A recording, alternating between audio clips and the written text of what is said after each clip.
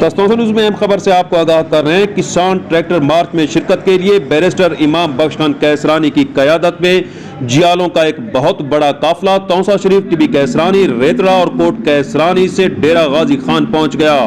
एहतजाजी मुजाहिरीन से खिताब करते हुए बैरिस्टर इमाम बख्श खान कैसरानी का कहना था, हुकूमत की नाकिस पॉलिसियों की वजह से आज किसान इंतहाई मुश्किलात से दो चार है। हमारे सरबराह बिलावल भुट्टो जरदारी जब भी हुक्म देंगे एहतजाज करते हुए इंडस हाईवे को बुला कर देंगे।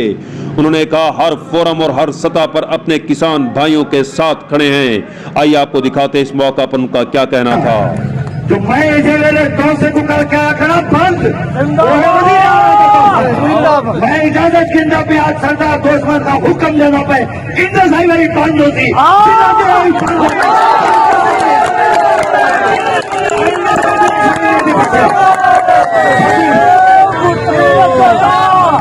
साकू हुक्म दे सारा बिना साकू हुक्म चेयरमैन बिलावल भुट्टो की तरफ से अल्टीमेटम देना चाहे।